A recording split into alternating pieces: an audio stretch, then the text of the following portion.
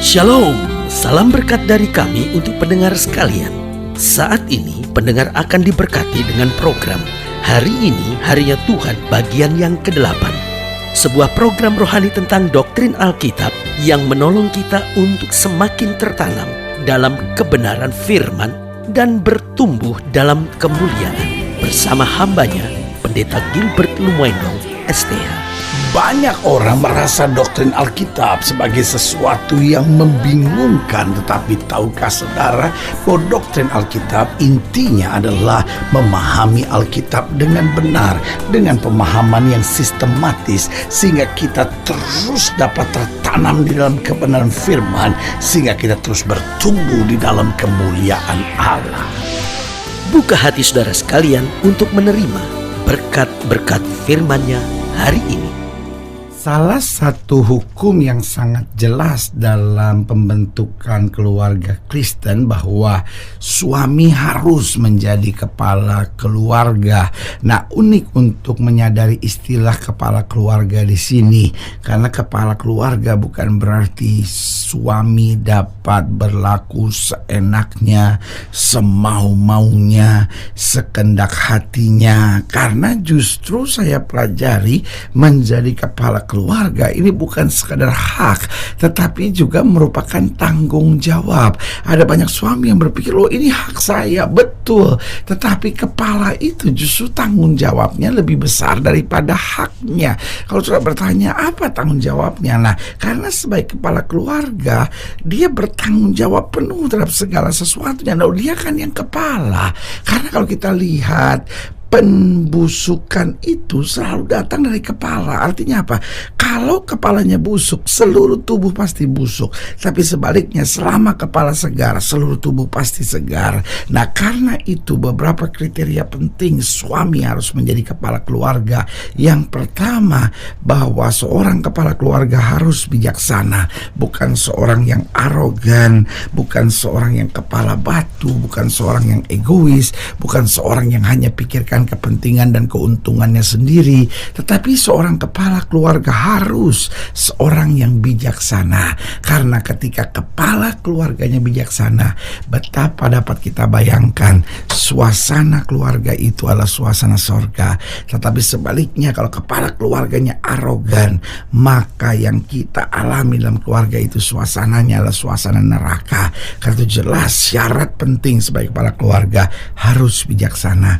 Yang kedua, syarat penting sebagai kepala keluarga harus teguh dalam prinsip. Artinya seorang ini bukan keras, tetapi juga bukan dapat dipermainkan seenaknya. Karena kalau kepala keluarga sudah tidak punya prinsip, maka mau dibawa kemana rumah tangga itu, mau diarahkan kemana rumah tangga itu.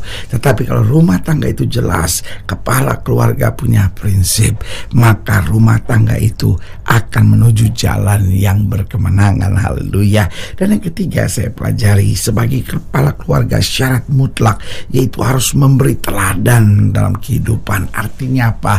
Seorang kepala keluarga harus memberi contoh, harus memberi teladan yang baik. Nggak bisa seorang kepala keluarga cuma mengajar sambil berkata, jangan lihat papi ya, lihat aja firman Tuhan. Loh, nggak bisa. Karena anak-anak pasti akan mencontoh ayahnya. Nggak bisa seorang ayah merokok lalu berkata, jangan merokok pada anak-anaknya, lihat papi udah bengek begini. Nggak bisa. Karena apa? Karena anak tidak akan mendengar perkataan orang tuanya. Anak-anak hanya meneladani hidup orang tuanya. Karena itu sebagai kepala keluarga, yang pertama mutlak harus bijaksana, yang kedua harus teguh dalam prinsip, yang ketiga harus memberi teladan dalam kehidupan. Kalau papa saja tidak suka ke gereja, bagaimana suasana surga bisa ada di keluarga? Kalau papa saja tidak mau bertobat sungguh-sungguh, kalau papa saja tidak mau jadi pelaku firman, bagaimana papa bisa perintahkan anak-anak untuk itu? Mari memberi teladan terlebih dahulu, maka seluruh keluarga akan menghargai dan menghormati seorang kepala keluarga itu suami. Haleluya. Dan yang keempat, saya pelajari yang mutlak harus dimiliki oleh seorang kepala keluarga, yaitu seorang kepala keluarga mutlak harus menetapkan aturan-aturan yang benar. Karena sebagai kepala keluarga tujuannya harus memberi memberi aturan-aturan, ini loh yang boleh, ini loh yang nggak boleh, suami harus begini, istri harus begini, anak-anak harus begini. Nah, itu kepala keluarga harus menetapkan aturan yang benar itu. Kalau kepala keluarga tidak bisa memberi aturan, membebaskan segala sesuatu dalam keluarga yang terjadi, betapa rusaknya keluarga itu. Itu sebabnya di akhir zaman peran ayah sangat penting, peran suami sangat penting, karena ayah dan suami memegang kunci sebagai kepala keluarga. Dan itu sebabnya dalam kitab Maliaki dikatakan, aku akan membuat hati bapak-bapak berbalik kepada anak-anaknya dan hati anak-anak berbalik kepada bapak-bapaknya. Berarti saya percaya betul di akhir zaman ada pemulihan gambar diri dari seorang suami, dari seorang kepala keluarga, dari seorang ayah. Karena ketika gambar diri suami dipulihkan oleh Tuhan, maka saya percaya seluruh keluarga akan mengalami lawatan Tuhan yang dahsyat. Haleluya. Selamat datang dalam program kita hari ini, Harinya Tuhan, sebuah program rohani yang kembali mengingatkan kepada kita betapa pentingnya kita menjadikan firman Tuhan sebagai dasar keseharian hidup kita. Karena selama kita jadikan firman Tuhan sebagai dasar keseharian hidup kita, langkah-langkah ke depan kita penuh dengan kepastian, kemenangan, berkat, mujizat, dan perkara-perkara besar. Haleluya. Dan dalam program ini kita sedang membahas tentang laki-laki sebagai kepala keluarga. Nah, saudara yang kasih dalam Tuhan, dunia hari-hari ini ada banyak gerakan feminisme di mana sedang memperjuangkan laki dan perempuan sama, laki dan perempuan sederajat. Betul, laki dan perempuan sama, sederajat, diciptakan Tuhan untuk menerima kebahagiaan dan memberi kebahagiaan. Tetapi jangan salah, status sejelas berbeda. Wanita adalah penolong dan suami adalah kepala, masing-masing dalam kapasitasnya, masing-masing dalam tanggung jawabnya, masing-masing punya peran yang sangat baik. Tetapi tidak bisa istri menjadi kepala, tidak bisa bahwa laki-laki harus di bawah istri. Kenapa? Karena jelas perbedaannya. Suami harus menjadi kepala, istri menjadi penolong. Karena itu kalau pakai bahasa saya selalu saya bilang begini, suami adalah kepala, istri adalah leher. Siapa yang lebih penting? Kedua-duanya memiliki peran yang sangat penting. Haleluya.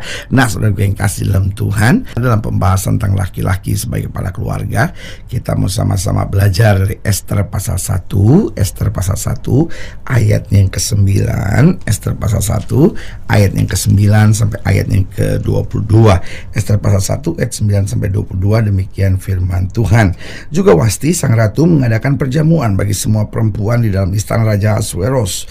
Pada hari yang ke-7, ketika raja riang gembira hatinya karena minum anggur, bertitahlah baginda kepada Mehuman, Bista, Harbona, Bikta, Abakta, Setar, Harkarkas, yakni ke-7 Zida-Sida yang bertugas di hadapan Raja Ahasuerus, supaya mereka membawa Wasti sang ratu dengan memakai mahkota kerajaan menghadap raja untuk memperlihatkan kecantikannya kepada sekalian rakyat dan pembesar-pembesar, karena sang ratu sangat elok rupanya. Tetapi Ratu Wasti menolak untuk menghadap menurut titah raja yang disampaikan oleh Sida-Sida itu, sehingga sangat geramlah raja dan berapi-apilah murkanya. Maka bertanyalah raja kepada orang-orang arif bijaksana, orang-orang yang mengetahui kebiasaan zaman, karena demikianlah biasanya masalah-masalah raja dikemukakan kepada para ahli undang-undang dan hukum. Adapun yang terdapat kepada baginda ialah Karsena, Setar, Admata, Tarsis, Meres, Mersena, dan Memukan, ke-7 pembesar Persia dan Media yang boleh memandang wajah raja dan yang mempunyai kedudukan yang tinggi di dalam kerajaan. Tanya raja, apakah yang harus diperbuat atas Ratu Wasti menurut undang-undang, karena tidak dilakukannya titah Raja Ahasuerus yang disampaikan oleh Sida-Sida. Maka sembah Memukan di hadapan raja dan para pembesar itu, Wasti sang ratu bukan bersalah kepada raja saja, melainkan juga kepada semua pembesaran segala bangsa yang di dalam segala daerah Raja Ahasuerus, karena kelakuan sang ratu itu akan merata kepada semua perempuan, sehingga mereka tidak menghiraukan suaminya apabila diceritakan orang. Raja Ahasuerus menitahkan supaya Wasti sang ratu dibawa menghadap kepadanya, tapi tidak mau datang. Pada hari ini juga istri para pembesar raja di Persia dan Media yang mendengar tentang kelakuan sang ratu akan berbicara tentang hal itu kepada suaminya, sehingga berlarut-larutlah penghinaan dan kegusaran. Jikalau baik pada pemandangan raja, hendaklah dikeluarkan satu titah kerajaan dari hadapan baginda dan dituliskan di dalam undang-undang Persia dan Media, sehingga tidak dapat dicabut kembali, bahwa Wasti dilarang menghadap Raja Ahasuerus, dan bahwa raja akan mengaruniakan kedudukannya sebagai ratu kepada orang lain yang lebih baik daripadanya. Bila keputusan yang diambil raja kedengaran di seluruh kerajaan, alangkah besarnya kerajaan itu. Maka semua perempuan akan memberi hormat kepada suami mereka, daripada orang besar sampai kepada orang kecil. Usul itu dipandang baik oleh raja serta para pembesar. Jadi bertindaklah raja sesuai dengan usul memukan itu. Kirimlah oleh baginda surat-surat ke segenap daerah kerajaan, tiap-tiap daerah menurut tulisannya dan tiap-tiap bangsa menurut bahasanya. Bunyinya, setiap laki-laki harus menjadi kepala dalam rumah tangganya dan berbicara menurut bahasa bangsanya. Nah, saudaraku yang kasih dalam Tuhan, inilah kehendak Allah supaya laki-laki kembali menjadi kepala keluarga. Nah, pertanyaannya, kalau suami menjadi kepala keluarga, laki-laki menjadi kepala keluarga, apa syarat mutlak yang harus dimiliki? Yang pertama, untuk menjadi kepala keluarga yang sukses, untuk menjadi kepala keluarga yang baik, untuk menjadi kepala keluarga yang berdampak dalam keluarga, maka yang pertama, suami harus selalu dekat dengan Tuhan. Saudaraku, kalau suami hanya ingin jadi kepala keluarga tapi dia nggak dekat Tuhan, dia akan menjadi suami yang sia-sia, dia akan menjadi suami yang troublemaker, dia akan menjadi suami yang menjadi penjajah istrinya. Tetapi kalau suami kepala tapi dia dekat dengan Tuhan, dia akan bimbing istrinya, dia akan bawa berkat buat anak-anaknya, sehingga seluruh keluarga dibawa lebih mantap dekat dengan Tuhan. Haleluya. Yang kedua, suami bukan hanya selalu harus dekat Tuhan, tapi suami harus sabar dan berjiwa besar. Jangan berjiwa kerdil dan emosional, tetapi harus berjiwa besar, sabar menghadapi tantangan, mengayomi, menenteramkan, membawa damai. Haleluya.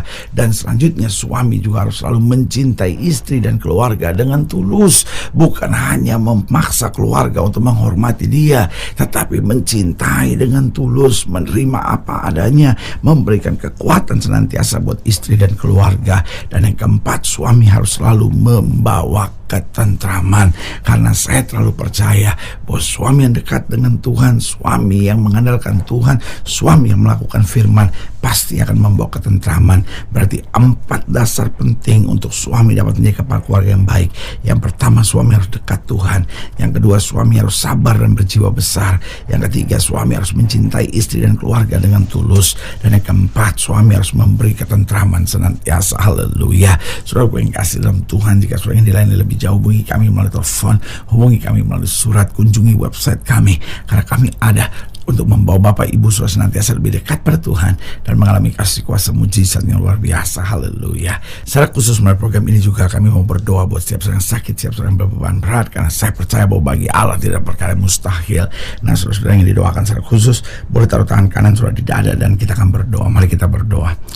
Bapa, dalam nama Yesus, sama doa buat yang sakit, sama doa buat yang berbeban berat, sama doa untuk setiap orang yang sedang menghadapi masa-masa yang sukar, karena hamba percaya bahwa bagi Allah tidak perkara yang mustahil. Bapa, hamba berdoa di dalam nama Yesus, Tuhan jamah yang sakit, Tuhan sembuhkan, yang lemah Tuhan kuatkan, yang susah Tuhan hiburkan, yang jatuh Tuhan angkat, sehingga hari-hari yang penuh kemenangan boleh berlaku. Secara khusus sama doa buat mereka yang taruh tangan kanannya di dada, di dalam nama Yesus Tuhan jamah, sehingga hari ini juga rumah tangga boleh dipulihkan, suami boleh kembali menjadi kepala keluarga yang bijaksana, yang teguh dalam prinsip, yang senantiasa memberi teladan dalam kehidupannya dan menetapkan aturan yang benar, sehingga ia menjadi dekat dengan Tuhan dan memberi ketentraman buat seluruh keluarga. Di dalam nama Yesus kami doa. Haleluya. Amin, amin, amin, haleluya. Saudara yang kasih dalam Tuhan, kita sudah berdoa. Ingat, Allah tidak pernah lalai menepati janjinya. Inilah saatnya buat kita untuk bangkit, bersemangat, bersuka cita dalam menghadapi segala perkara, karena kita tahu Yesus hidup, Yesus berkuasa, dan selalu memberikan yang terbaik buat anak-anaknya. Doa saya menyertai saudara. Sampai berjumpa pada program berikut, dan jangan lupa jadikan hari ini harinya Tuhan. Haleluya.